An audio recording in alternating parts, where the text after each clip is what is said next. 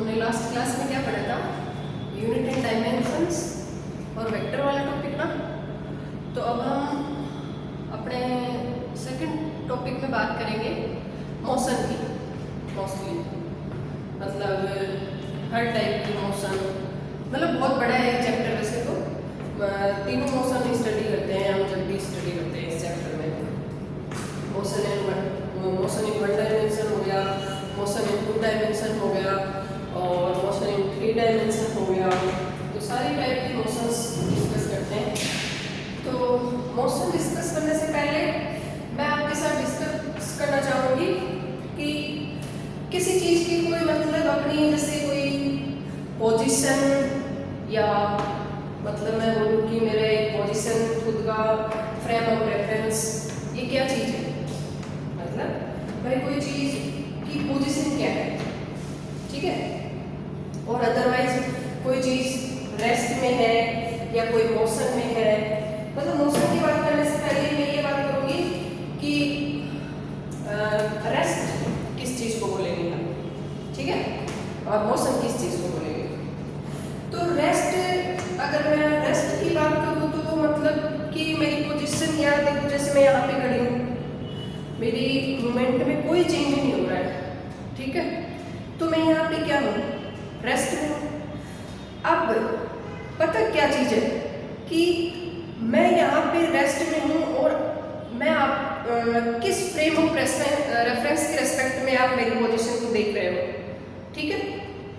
तो पोजीशन हो, मोशन हो, कोई कैसी भी हो अपनी, हम उसको किसी फ्रेम ऑफ रेफरेंस के रेस्पेक्ट में ही मेजर कर पाते हैं, ठीक है। अगर फ्रेम ऑफ रेफरेंस ना लें तो किसी चीज़ को मेजर नहीं कर पाएंगे। फिर किस चीज़ को बताएंगे कि ये मेरे रेस्पेक्ट में मोशन में है या मेरे रेस्पेक्ट में रेस्ट में है, ठीक है। तो ऐसे डिसाइड नहीं कर पाएंगे हमें। एक्चुअली हमारी पोजीशन हो या मोशन हो, उसको डिस्क्राइब करने के लिए फ्रेम ऑफ रेफरेंस लेना ही पड़ेगा, ठीक है। राइट, चलो मान लिया कि मैंने कोई फ्रेम ऑफ रेफरेंस चूज कर लिया। जैसे आप हो मेरे लिए, मतलब आप में से किसी एक बच्चे को मैंने बोल दिया कि आपसे फ्रेम ऑफ रेफरेंस मतलब डिसाइड करते हैं। फ्रेम ऑफ रेफरेंस यानी एक ऐसा पॉइंट जिसके रेस्पेक्ट में मैं या तो मेरी मोशन मेजर करूँगी या मैं मेरी पोजीशन मेजर करूँगी।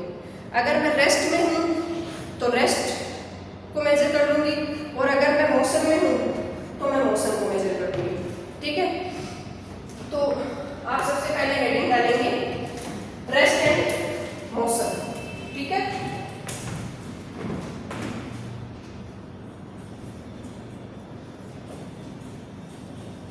Rest and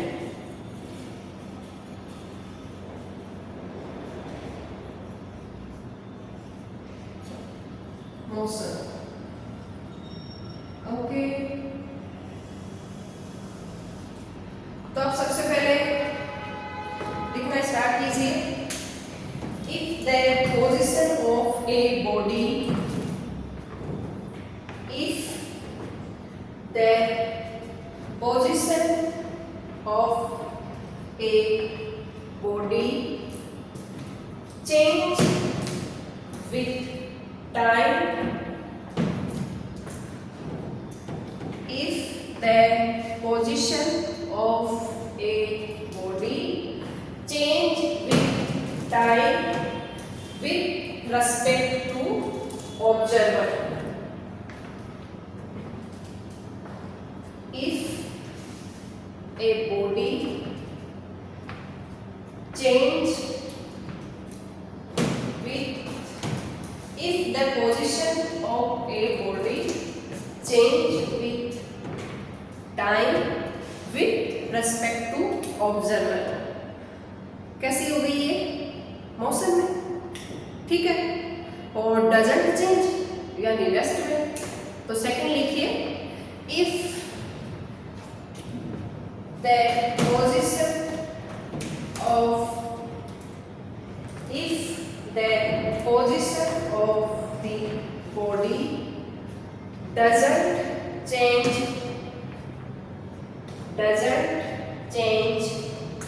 with respect to observer, like this. There is no judgment in my motion. Okay? तो ये क्या हो गया? मेरी पोजीशन होगी रेस्ट में. ठीक है, तो आगे बढ़ते हैं. आगे हम मान लो जनरल मोशन की बात करें. ठीक है, तो जनरल मोशन की बात करते हुए मैंने आपको आगे शुरू में बोला था कि हम तीनों टाइप के मोशन की स्टडी करेंगे. Motion in 1D, motion in 2D and motion in 3D. ठीक है, तो हेडिंग करिए.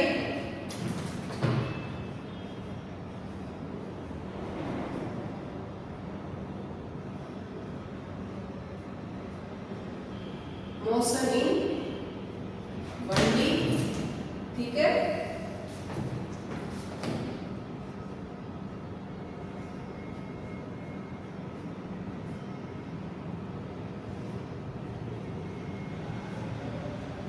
मोशन इन 2D और motion in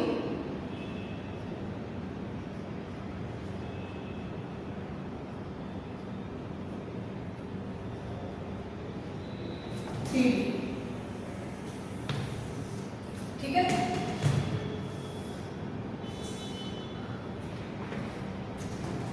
motion in 1D का अगर आपके दिमाग में कुछ चल रहा हो तो कोई एग्जांपल बताओ किसी को. Anybody else? जो मेरी अभी ऐसे मैं चल रही हूँ एक स्ट्रेट लाइन में, तो कैसे मोशन मानोगे आप? Motion in 1D. ठीक है, तो मोशन इन स्ट्रेट लाइन क्या होगी? Motion in 1D. इसका एग्जांपल लिख लो.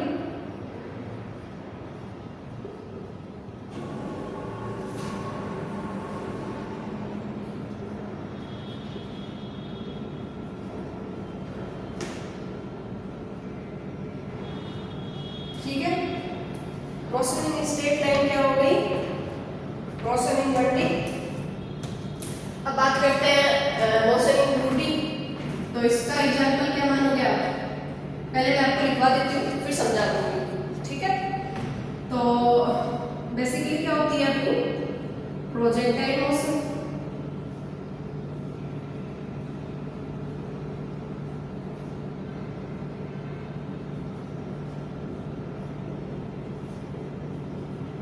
प्रोजेक्टाइल मोशन क्या होती है? 2D motion.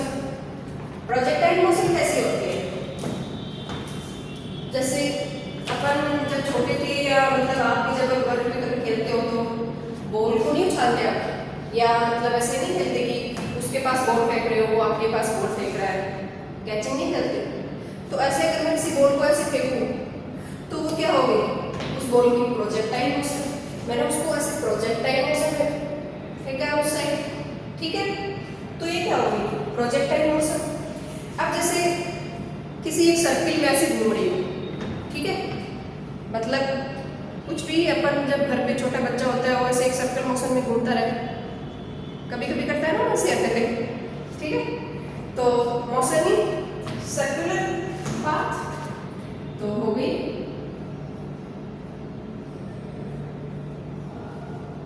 Circular motion. एक एग्जांपल ये और हो गया इसका.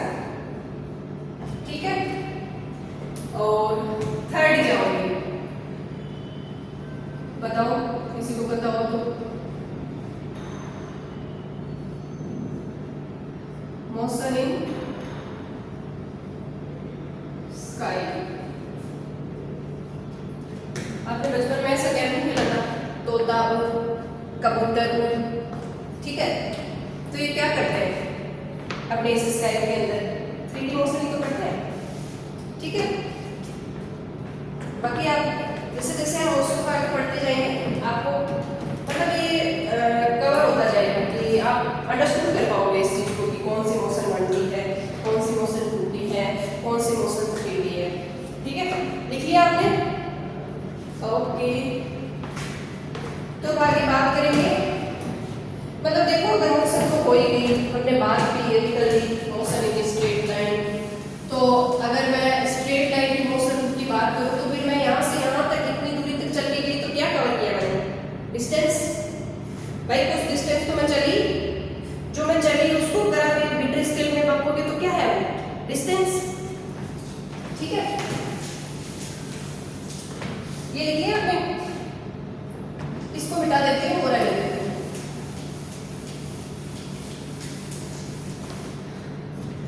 तो आगे क्या करेंगे हम,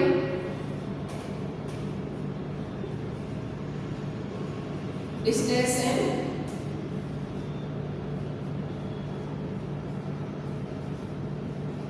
डिस्प्लेसमेंट, ठीक है, हेडिंग डाल लीजिए डिस्टेंस एंड डिस्प्लेसमेंट। तो डिस्टेंस क्या हो गया, एक्चुअल पाथ मेरे द्वारा चला गया, तो आप लिखेंगे डिस्टेंस एंड डिस्प्लेसमेंट के हेडिंग डाल के, distance is actual path, distance is actual path travelled, मतलब distance is actual path travelled while displacement is change in position vector, displacement is change in position vector, लिख लिया, distance is actual path traveled, distance is actual path traveled while displacement is change in position vector, ठीक है। अब मैं समझाती हूँ कि क्या मतलब क्या डिस्टेंस है और क्या डिस्प्लेसमेंट है, ठीक है। मैं अगर ऐसे स्ट्रेट पाथ में जा रही हूँ और आप मेरे यहाँ से यहाँ तक अगर डिस्टेंस मेजर कर पा रहे हैं तो वो क्या है, डिस्टेंस। और अगर मैं ऐसे घूम घूम के पहले यहाँ जाऊँ, फिर यहाँ आऊँ, फिर यहाँ जाऊँ, फिर यहाँ आऊँ, ठीक है, और आपको कोई ऐसे बोल दे कि इसका डिस्प्लेसमेंट मेजर करो, ठीक है, तो आप कैसे करोगे, ओके बताओ। मैंने ऐसे कोई रैंडम जैसे कोई कीड़ा चल गया ऐसे अपने मतलब देखा नहीं होगा कहीं कोई मिट्टी वगैरह हो उसमें कोई कीड़ी चल रही है, ठीक है, ऐसे ऐसे कैसे भी पाथ में वो चल रही है, या मतलब आप जैसे अब स्कूल से घर जाओगे तो आप सीधे सीधे थोड़ी जाओगे, ठीक है, आप भी किसी का पीछे करते करते जाओगे, वो घर तक पहुंची या नहीं पहुंची, ठीक है। तो कैसे मेजर कर पाओगे आप अपना डिस्प्लेसमेंट, आप यहाँ से शुरू करोगे स्कूल से और अपने घर तक जो सबसे शॉर्टेस्ट पाथ होगा ना, जो सबसे शॉर्टेस्ट पाथ होगा वो आपका डिस्प्लेसमेंट होगा, डिस्प्लेसमेंट होगा स्ट्रेट पाथ, बिल्कुल। ये जो बीच में घुमा जो आपने घुमाई है ना वो आपकी डिस्टेंस हो गई है, और आपके यहाँ से स्कूल से सीधा घर तक एक स्ट्रेट पोजीशन वेक्टर में मेजर करूँ, पोजीशन वेक्टर यहाँ से वहाँ तक डालूँ, वो उस चीज के बीच की जो डिस्टेंस है वो क्या है, डिस्प्लेसमेंट, ठीक है। समझ पा रहे हो या कंफ्यूज हो रहे हो, अंडरस्टूड, ओके। तो लिख लिया आपने, सेकंड पॉइंट डालिए आप, distance is scalar, distance is scalar while displacement is vector। Distance का एक मतलब मेजरमेंट है, आपकी दूरी का आपने ली थी डिस्टेंस मेजर मतलब ट्रेवल किया, जबकि डिस्प्लेसमेंट को हम क्या मानते हैं, वेक्टर क्वांटिटी, उसकी डायरेक्शन देखते हैं कि आप यहाँ से यहाँ तक घूमते घूमते गए होंगे, लेकिन मैं तो जब आपका डिस्प्लेसमेंट मापूंगी ना, मैं आपकी डायरेक्शन देखूंगी सीधी, आपका घर किस डायरेक्शन में है, और यहाँ से वहाँ तक एक पोजीशन वेक्टर डालूंगी और उसको मैं डिस्प्लेसमेंट करूंगी, ठीक है। तो wire distance is a scalar quantity, wire displacement is a vector quantity, both have same unit and dimensions, ठीक है। डिस्टेंस में मीटर में है, ठीक है, डिस्प्लेसमेंट में मीटर में है, ठीक है, तो both have same unit and dimension, ठीक है। तो डिस्प्लेसमेंट और डिस्टेंस की यूनिट क्या होती है,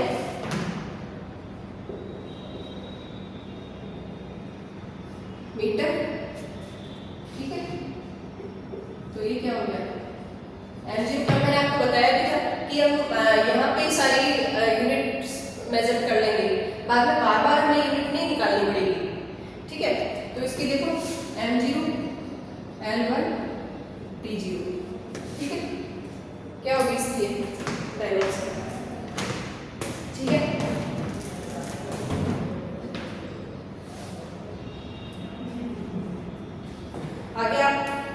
और पॉइंट नोट कीजिए। Magnitude of displacement is the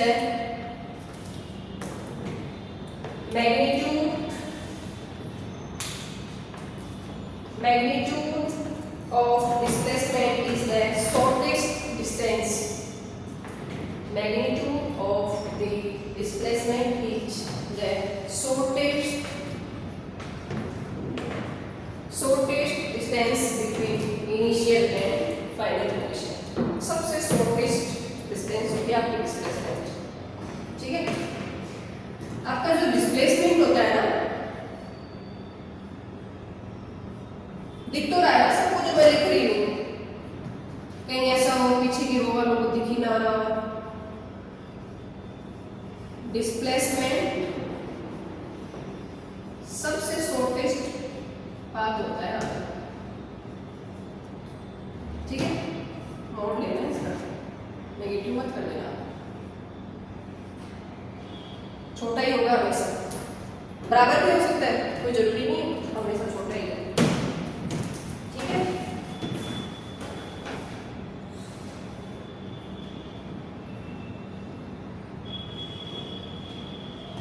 आगे 5 नंबर का पॉइंट आप डालें, फॉर ए मूविंग पार्टिकल, ऊपर ऐसे लिखिए for a moving particle. 4 point हो गए हमें। For a moving particle,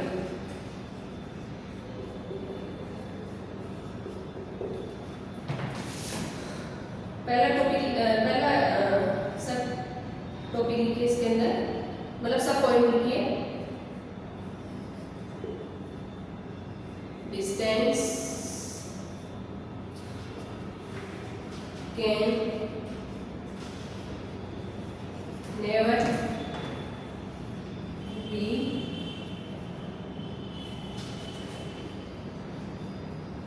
negative. Distance can never be negative.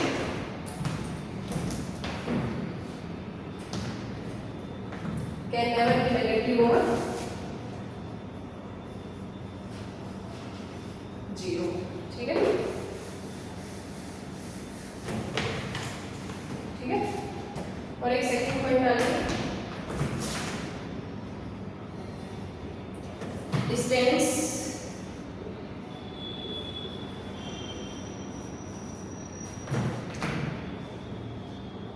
never decreases.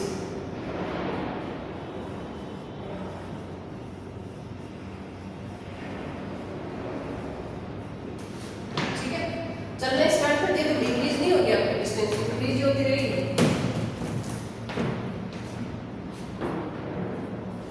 Distance can never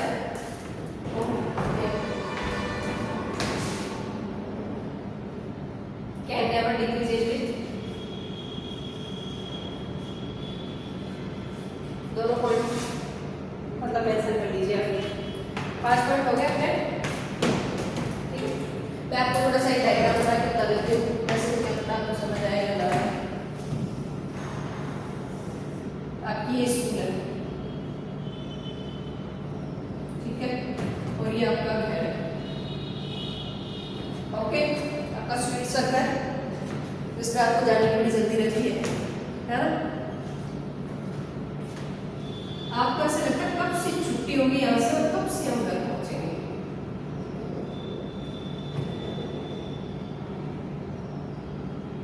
ये क्या है, ये जो टेढ़ा टेढ़ा आपके पास चला है वो क्या है, आपकी डिस्टेंस।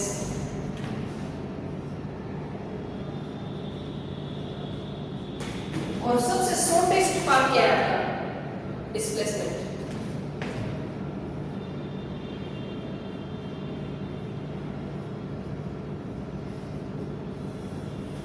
ये वाला जो है ये है डिस्प्लेसमेंट और ये है डिस्टेंस, ठीक है। इसके बाद अब हम एक क्वेश्चन करेंगे ताकि आपके दिमाग में थोड़े से पुर्जे खुल जाए, ठीक है। और क्वेश्चन भी ऐसा है कि आप क्वेश्चन वाले ही पुर्जे खुले हुए हैं, क्वेश्चन जो है ना उसमें जो आज भी है ना उसमें तो बड़े पुर्जे, मतलब ऐसे ये मान लो डिवाइड हो गए हैं सारे के सारे। ठीक है, राइट नोट कर लिया ना आपने दोनों पॉइंट। डायग्राम पे छोड़ देंगे, डायग्राम आप नोट कर लीजिए। वैसे तो आपको साथ साथ में थोड़ी थोड़ी हैबिट बना लेनी चाहिए नोट करने की, नो डाउट। जब आप 12th क्लास में जाओगे तो आपको बड़ा स्पीडली लिखना पड़ेगा, और कॉलेज वगैरह में तो और भी ज़्यादा आगे प्रोफेसर सर वगैरह इतना टाइम नहीं देते हैं। हमारे तो प्रोफेसर तो थे ना यूनिवर्सिटी में, ऐसे यहाँ से लिखना शुरू कर देते हैं और इधर से जैसे एक हाथ में बाहर कर रखते थे और एक हाथ में डस्टर पीछे से ऐसे, इतनी स्पीड से लिखना पड़ता है। ठीक है, तो क्वेश्चन मैं बोल देती हूँ, आप लिख लीजिएगा, तो मैं सॉल्यूशन करवा दूंगी आपको। ए ड्रंकर्ड पर्सन, जो भी आप समझ रहे हो वही, ये कड़ाही। A drunkard person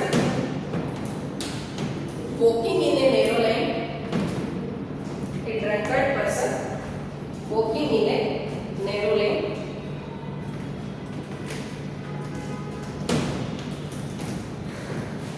takes 5 steps forward,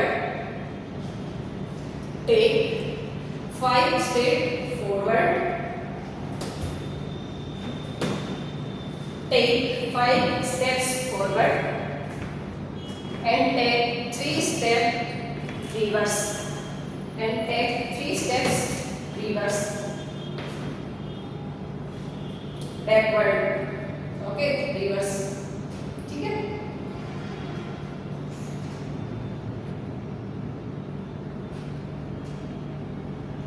followed again by 5 steps, followed again by 5 steps and 3 steps backward and so on। मतलब वो ऐसे करता है, देखो मैं ट्यूशन समझाती हूँ आपको। 5 स्टेप आगे चल रहा है और ऐसे ऐसे करके 3 स्टेप वापस आ रहा है, चला नहीं जा रहा है, उसे ऐसे ऐसे ऐसे करते करते चल रहा है। ठीक है, 5 स्टेप आगे चलना, 3 स्टेप बैक आ रहा है वापस, चला ही नहीं जा रहा उसे, नहीं करते उसे। ठीक है, ईच स्टेप इज 1 मीटर, उसका जो ऐसे एक स्टेप है ना ये वाला, ये इसके बीच की डिस्टेंस 1 मीटर है। ठीक है, each step is 1 meter, 1 meter long and require 1 second to cover। एक स्टेप 1 सेकंड में कवर कर रहा है and require 1 second to cover। How long the drunkard takes to fall in a pit? How long the drunkard takes to fall in a pit? Drunkard takes to fall in a pit 13 meter away from the start, 13 meter away from the start। Question करेंगे आप, थोड़ी बहुत कोशिश करिए, गलत सही जैसा भी होता है पीछे कॉपी के पीछे पेज में। ठीक है,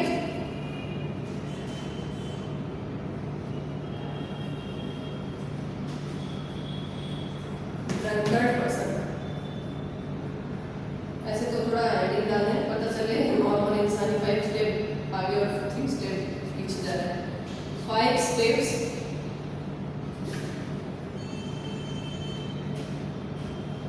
फॉरवर्ड और 3 स्टेप्स बैकवर्ड।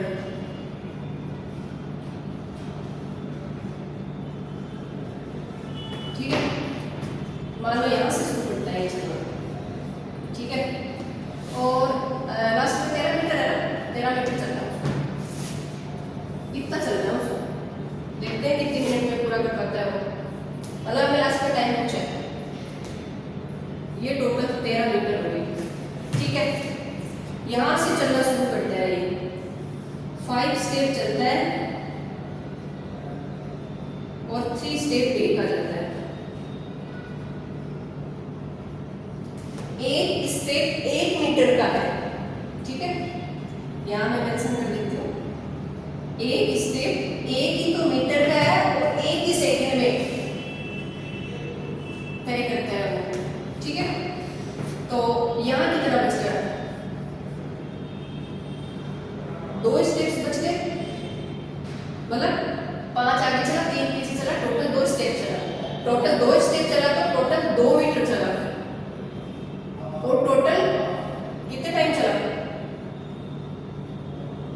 एक स्टेप में 2 सेकंड है या 1 सेकंड है, 1 सेकंड,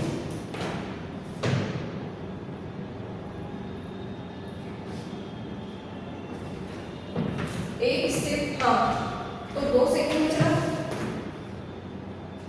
2 मीटर 2 सेकंड में चला, ठीक है। तो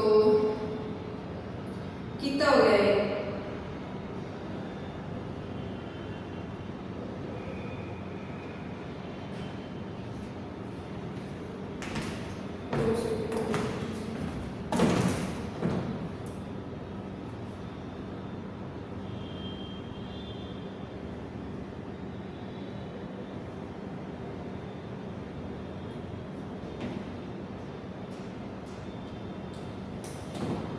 सही है अपना क्वेश्चन, ठीक है। तो इसको टोटल टाइम कितना लग गया, 5 सेकंड तो ये, 3 सेकंड ये, 8 सेकंड लग गए यहाँ तक, और चला कितना, 2 ही मीटर, ठीक है। तो 8 सेकंड में कितना चला है, 2 मीटर। अब जब यहाँ आएगा ना ये लगभग यहाँ से, मतलब कि मान लो यहाँ गड्ढा है और आदमी यहाँ से आ गया, ठीक है। तो यहाँ जब ये 5 स्टेप चलेगा ना, तब तो गड्ढे में गिर ही जाएगा, 3 स्टेप बैक आने की जरूरत ही नहीं है, क्योंकि पी रखी है, 3 स्टेप बैक कैसे आएगा, गिर ही जाएगा गड्ढे के अंदर, ठीक है। तो यहाँ वाले 5 स्टेप्स है ना, उसके बाद बैक आने की जरूरत नहीं है, यहाँ सांप से अंदर ही होंगे, सीधा गड्ढे के अंदर ही, ठीक है। तो 5 स्टेप्स 5 मीटर, बीच में ये कितना हो गया, टोटल 8 मीटर, 8 5 13, 8 मीटर।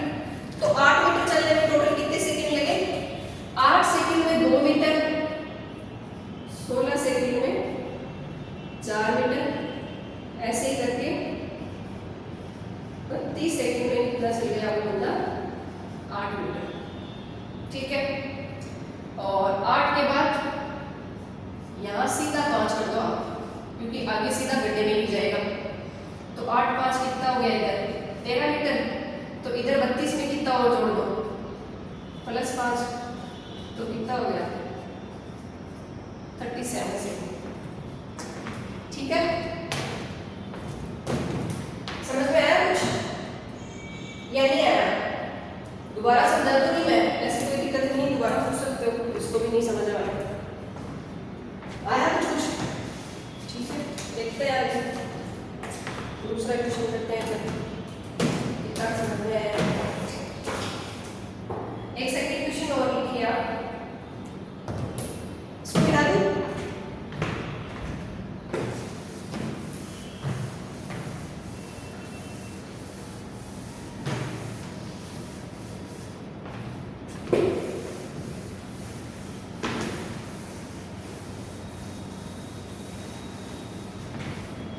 क्वेश्चन लीजिए second, a runner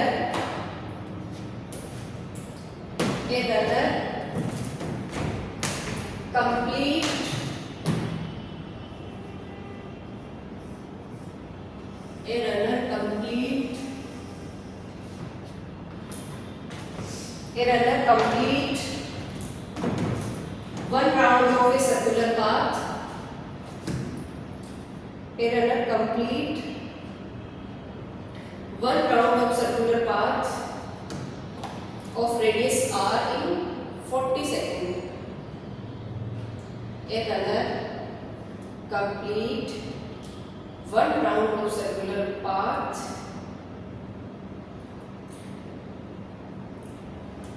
of radius r in 40 seconds. His displacement after 2 minutes and 20 seconds. ठीक है? His displacement after, इसकी रेडियस क्या दी गई है r, और एक सर्किल मतलब नहीं देखो, यहाँ से यहाँ पूरा सर्कल कवर करने में वो कितना टाइम ले रहा है, 40 सेकेंड। ठीक है, तो हमें पूछा है how much the time that the runner complete, मतलब how much the distance, how much the distance, वो कितनी डिस्टेंस होगी जो रनर 2 मिनट और 20 सेकंड में तय करेगा। ठीक है, तो 2 मिनट और 20 सेकंड में हम उसके द्वारा ट्रेवल डिस्प्लेसमेंट देखेंगे, डिस्टेंस भी देख लेंगे, कोई बात नहीं है, बट यहाँ हमें पूछा है displacement. Is displacement after 2 minutes 20 second. ठीक है, चलो बैठते हैं। अब यहाँ आके ना ये वाला कॉन्सेप्ट क्लियर होगा थोड़ा थोड़ा, मतलब मेरे हिसाब से कि डिस्प्लेसमेंट और डिस्टेंस क्या होता है। पहले भी उसमें डायग्राम में वैसा का वैसे कुछ सिमिलर सा ही है, ज़्यादा डिफरेंस नहीं है। ठीक है, तो देख लो, अगर वो 40 सेकंड में कितनी डिस्टेंस कर रहा है, एक सर्किल की वो क्या होती है परिधि, 2 पाई आर, तो 40 सेकंड में कितना कर रहा है, इसकी परिधि कितनी हो गई, 2 पाई आर। ठीक है, तो 1 सेकंड में कितना हो गया, 2 पाई आर बाई 40। ठीक है, तो 2 मिनट और 40 सेकंड 20 सेकंड में टोटल कितने सेकंड्स हो गए, 2 मिनट में कितने हो गए 120, और फिर 20 सेकंड उसमें और ऐड कर दो तो क्या हो गया 140। ठीक है, 140। ठीक है, तो ये कितना हो गया 2, ये 7 पाई आर आपका क्या है, डिस्टेंस या डिस्प्लेसमेंट, डिस्टेंस, अंडरस्टूड। ये क्या है, डिस्टेंस। ओके, यहां हमें पूछा है डिस्प्लेसमेंट। ओके,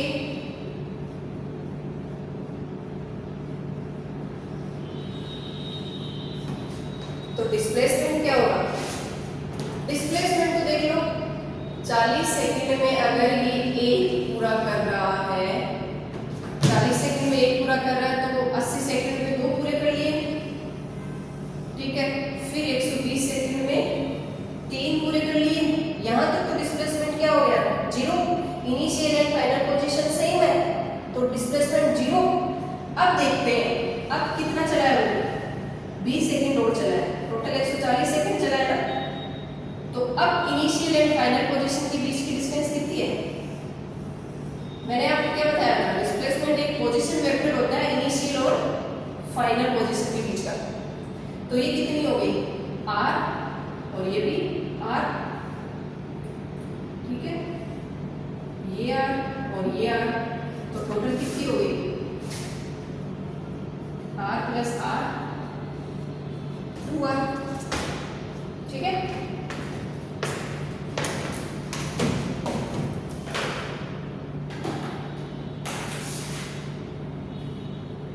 बाकी मैं आज कितना टाइम हो गया लगभग, मैं आज आपको थोड़ा सा ब्रीफली बता देती हूँ स्पीड के बारे में।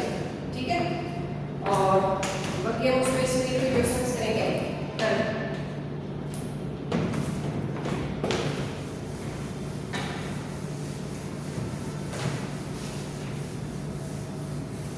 स्पीड क्या होती है, ठीक है, हेडिंग डालिए, हेडिंग हाँ डाल लीजिएगा, मतलब ना लिखो तो कोई बात नहीं है, मैं आपको समझा देती हूँ बस। ठीक है,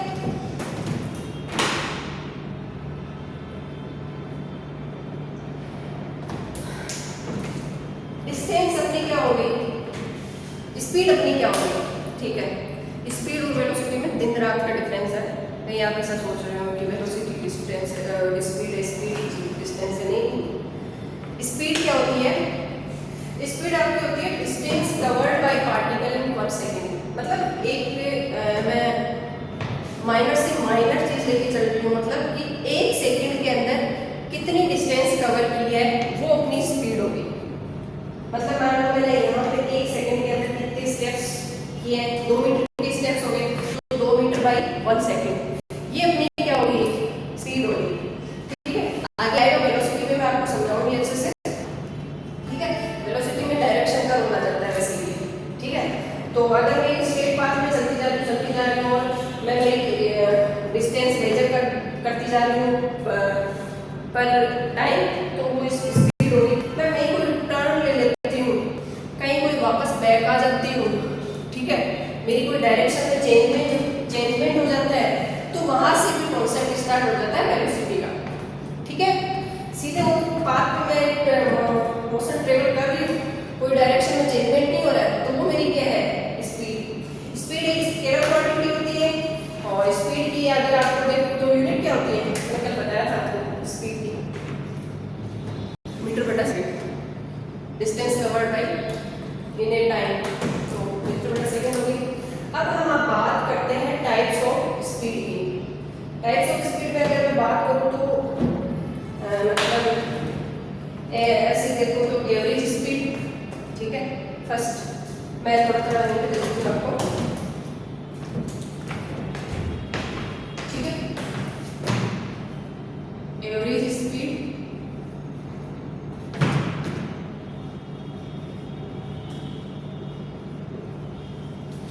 ठीक है। दूसरी क्या होगी,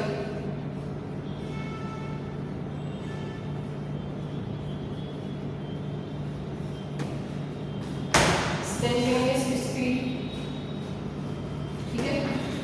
और थर्ड क्या होगी,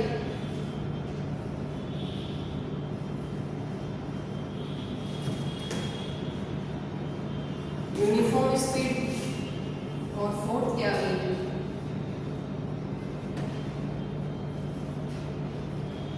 नॉन यूनिफॉर्म स्पीड, ठीक है। तो मैं आपको जल्दी जल्दी थोड़ा सा बता देती हूँ कि एवरेज स्पीड की बात जब हम करते हैं ना, तो हम ऐसा बोलते हैं कि total distance covered in a particular given time या पर्टिकुलर टोटल टाइम। यहाँ से यहाँ तक जो टोटल मैंने डिस्टेंस कवर की है, और यहाँ से यहाँ तक डिस्टेंस कवर करने में जितना मेरे को टोटल टाइम लगा है, वो क्या हो जाएगी, मेरी एवरेज स्पीड। एवरेज स्पीड का अगर मैं फॉर्मूलेटिक टाइप बात करूँ तो ये क्या हो जाएगी, v एवरेज बराबर d1 बाई d2। मान लो मैं यहाँ से यहाँ तक d1 थी, वहां से वहां तक d2 हो गई, ठीक है। और यहाँ से यहाँ तक टाइम d1 था, और वहां से वहां तक टाइम क्या हो गया, d2, ठीक है। तो ये मेरी क्या हो गई, एवरेज स्पीड। इंस्टेंटेनियस स्पीड क्या होती है, जैसे मान लो कि मैं यहाँ से यहाँ तक ट्रेवल कर रही हूँ, ठीक है, और आपने पर्टिकुलर मतलब मेरे को 4 सेकंड लग गए, और आप अचानक पूछो कि मैम आपके 3 सेकंड पे कैसे थी, पर्टिकुलर 3 सेकंड पे क्या आपकी स्पीड थी, तो वो क्या होगी, उस पर्टिकुलर टाइम के लिए वो क्या होगी, इंस्टेंटेनियस स्पीड, ठीक है। तो v इंस्टेंटेनियस क्या हो गया, del t by del t, किसी पर्टिकुलर इनहांस छोटे से टाइम इंटरवल में, छोटा सा मतलब बिल्कुल, ठीक है। बाकी हम बात करते हैं यूनिफॉर्म स्पीड की। यूनिफॉर्म स्पीड ऐसे कि मैं लगातार मतलब 5 किलोमीटर पर आवर की स्पीड से भाग रही हूँ, ठीक है, लगातार यूनिफॉर्म एकदम, मैं ना कम अपनी स्पीड कर रही हूँ ना अपनी स्पीड ज्यादा कर रही हूँ, ठीक है। तो वो क्या होगी, मेरी यूनिफॉर्म स्पीड, ठीक है। और नॉन यूनिफॉर्म स्पीड क्या होगी, कि मैं कभी 5 किलोमीटर पर आवर की स्पीड से भाग रही हूँ, फिर थक गई हूँ, फिर थोड़ा सा 3 किलोमीटर पर आवर की स्पीड से भागने लग जाती हूँ, फिर मुझे ऐसा लगता है कि हाँ थोड़ी सी एनर्जी वापस रिकवर हुई है, तो मैं फिर 5 किलोमीटर पर आवर की सेकंड से भागने लग जाती हूँ, ठीक है। टाइम इंटरवल तो वही है, टाइम आपका यूनिफॉर्म ही रहना पड़ेगा, बस आप अपनी स्पीड में चेंजमेंट करते जा रहे हैं, ठीक है। तो वो क्या हो गया, नॉन यूनिफॉर्म स्पीड। बाकी हम नेक्स्ट लेक्चर में बात करते हैं। Okay guys, thank you and I hope आपको कुछ चीज़ें 70% समझ आई होंगी और मैं पूरी कोशिश करूँगी कि आपको टॉपिक में अच्छे से समझा पाऊँ।